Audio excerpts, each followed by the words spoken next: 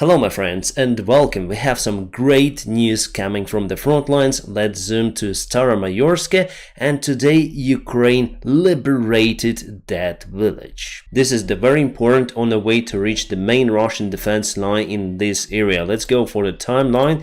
Yesterday and today. As you can see, Ukraine not just advanced in this area but also over here. So for Ukrainian army it just took a couple of days to liberate the village, and I expect the same condition for Urozhaine. As I told you in my latest video, Urozhaine could be reached from two of the directions, from Staramayorska. Now it is real to assault towards this place, and also from the north. Russia needs to get out from Urozhaine as well, and Ukraine will liberate this area very soon. But the main goal over here is not the Staramayorska but Staramlinivka. It's the bigger village. I would say it's the small town which is divided by river, as you can see, and Russia has the main headquarters of the 5th combined Russian army in this area. So the battle for Staramlinivka could be much more harder compared to Staramayorska, but if Ukraine liberates this place, we're gonna reach the Russian main defense lines. And if Ukraine penetrates those, it's the free way to go to Azov Sea,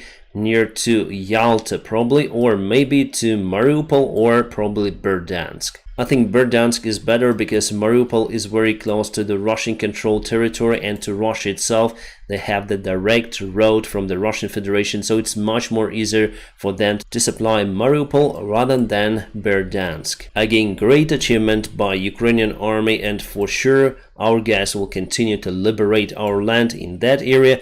The second assault is happening over here near to Oriheva. Here Ukraine already reached the Russian defense lines, as you can see in this area. Let's go to the timeline as usual, yesterday and today. Actually, I didn't expect that scenario. I expected that Ukraine would go to Robotyne from this position, also simultaneously assaulting from this side. But the Ukrainian army command decided to go and penetrate the Russian defense lines straight away. The fighting is ongoing already over there, and we even have the video showing how our vehicles reach the Russian Dragon Ts. This video was filmed from the Russian side. The lonely Ukrainian vehicle goes to the Russian defense line.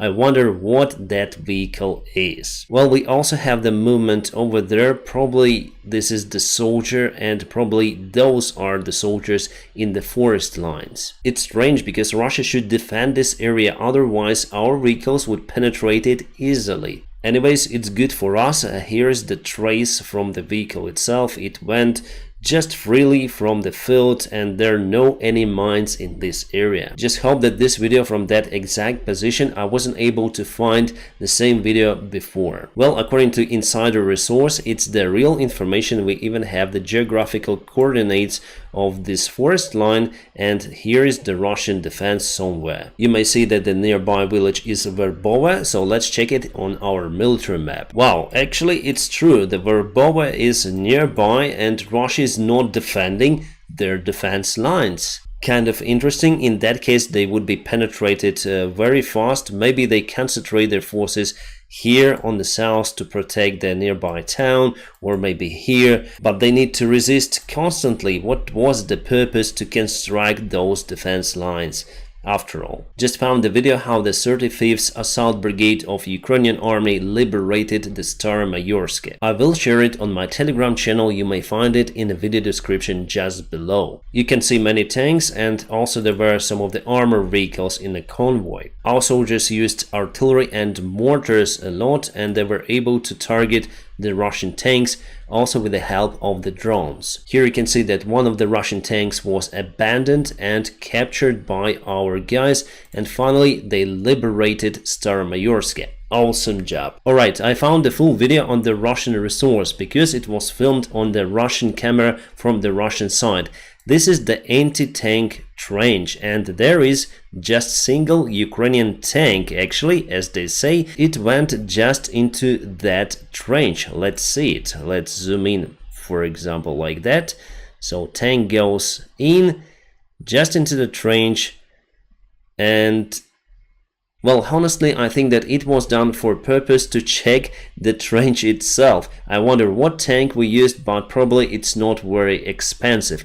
And I think that guy, the silhouette that I showed you before, this is the tank driver. He just jumped from the vehicle to check the depths of this trench and also whether Russia would attack the tank. As you saw, Russia hadn't attacked the tank because probably they're in lack of the tools to attack the Ukrainian vehicles. So I expect that Ukraine will send more vehicles, and for sure we need the engineering equipment to cross this anti-tank trench. It's the first time I see the video like this. Let's go to the Bakhmut direction, where Ukraine also moves ahead. Our guys today took more ground near to Andriivka and Zelenopilya and Kurdimivka, so it was yesterday and it is today. Still, Andriivka and Klishivka is controlled by the Russian Federation forces, however it is temporary, the fighting is ongoing in those villages. So almost every day, slowly but firmly, Ukrainian army takes more ground. And also good news from the northern part, where Russia took the territory before, Ukraine finally was able to repel the Russian attack. Russian forces were thrown back today, so yesterday and today again the good move from the Ukrainian side. Hopefully soon Russia will be pushed from Novoyegorivka and Serhiivka villages that they were able to take recently. Still, Russians are very far from reaching their main goal Borova and control over this land. Now it is time for Ukraine to counterattack and take the ground. The Pentagon chief Lloyd Austin says that Ukraine has multiple options for counteroffensive operation. Well, it seems like Ukraine has just started a new phase of the counterattack, using the forces more aggressively, adding more reinforcements on the south and eastern front lines. The same confirmation we have from the United States military officials. They gave the interview to the CNN. Yes, I know that some of you do not like the CNN resource. However, they took the interview from those officials, so they say as it is. It was a Russian negative helicopter day. They lost one Mi-8 and one Mi-26. This video is available on my Telegram channel. Actually, both of the videos are available. Well, this one carried civilians. This Mi-8 was used as the transport somewhere on the far east of the Russian Federation. However, they may convert it easily to the military one. So what the pilot did, he just touched the cables with his rear rotor and the helicopter went to total kaput. Another video with the Russian military Mi-26, the biggest helicopter in the world actually. It touched the column on its way to the parking spot while taxiing. The helicopter sustained dramatic damages, but crew survived. Again, my friends, I am unable to show you it on this platform. For it, please go to my Telegram channel. The Russian Black Sea Marine Fleet regroups to block the civilian vessels that go to Ukrainian ports. But according to the International Institute of the War Researches, this Russian blockade attempt will not be successful because Ukraine has some tools to counteract to that blockade. Also, Russia is not controlling the very important Snake Island. Plus, it lost the air defense ship Moskva, so all of those rest of the ships could be attacked using the drones. On the Russian-African Forum, Putin promised to supply the grains to the African countries for free, but actually the quantity is not a lot. Just 50 tons of grains for all of the African countries, it's really nothing, because just Egypt alone purchased from Ukraine 1.3 million tons. Prigozhin actually wasn't deported to Belarus. He's today on the Russian-African Forum. He's meeting with African leaders. It is actually very interesting, so Prigozhin may propel his own interests in Africa directly. By the way, this evening we have some urgent news coming from Africa. Rwandan forces crossed Congolese border, so the Democratic Republic of Congo now fights against the Rwandan army. Rwanda, by the way, is the constant supporter of the Russian Federation in United Nations. They always vote in favor of Russia. So far we are in lack of details of that escalation. Not a good news are coming from the British Defense Intelligence. They say that Russia modernized their K-52 helicopters,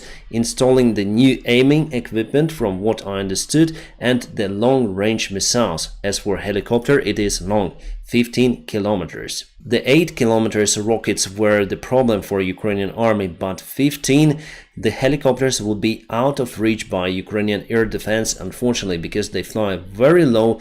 So only manpads or the short-range air defense systems may handle with that tactics. But on 15 kilometers it's quite unreal. That is why we need fighter jets to get rid of those helicopters. About the Abrams tanks, Ukraine is going to receive those in September. United States will send more tanks to Germany. They will go through routine maintenance and after that will be supplied to Ukrainian army. Our soldiers have already passed the training on those tanks. We have a big sports scandal from the Fencing World Championship. The Ukrainian fencer Olga Harlan didn't shake the hand, then she defeated the Russian Smirnova. Yes, Russian sportsmen somehow are still presented on international competitions, but they do not carry the Russian flag. They are some sort of the independent athletes, they say, but actually it's not like that. I will show you why. So this is the video of the final round where our Olga got the victory point. Unfortunately, later on, our Olga Harlan was disqualified for that. You see how Russian athlete Smirnova is moving towards the border. Just a reminder about the events that are happening in Ukraine. Our Olga goes to protect side. The Russian athlete wants just to shake the hand, but met with rapira. Some sort of the talk out there. They didn't shake the hand, but according to the rules of the game, you need to shake the hand of your, let's say, enemy. If you do not do it, you'll be just disqualified as our athlete was. You may say that, oh my god, poor Smirnova, she is just a poor innocent athlete who is competing for the neutral flag. But actually she is the great Russian peace supporter, because she cannot be not the Russian peace supporter because her brother is in the Russian army. Yes, this is the Russian athlete Smirnova, and you know what? The Russian army and Russian army men and their supporters are not our friends. That's why I think it's logical not to shake the hand and to stop them with some sort of rapira. Our fencer Olga recorded the video explaining her act. It will be also available on my Telegram channel. She basically says that she didn't want to shake the hand of Smirnova, and she says that the rules should be changed because they force you to do something that you don't really like. And before that particular competition, she says that she will not shake the hand of the Russian athlete. She just saluted after her victory, but Russian athlete after all went to her place to shake the hand. So the Russian athlete Smirnova knew that there will be no any handshake after all, but instead went with her hand, provoking the disqualification of our athlete. We support Olga and I wish her many more achievements in her sport career. I hope for more awesome updates for tomorrow. My friends, now please press the like to this video, don't forget it. And also if you want to support my job, there are some of the links available in the video description just below. Special thanks for my Patreon supporters as usual and the sponsors of my YouTube channel. You are doing a fantastic job. My friends, I wish you all a peaceful sky wherever you are and have a great time.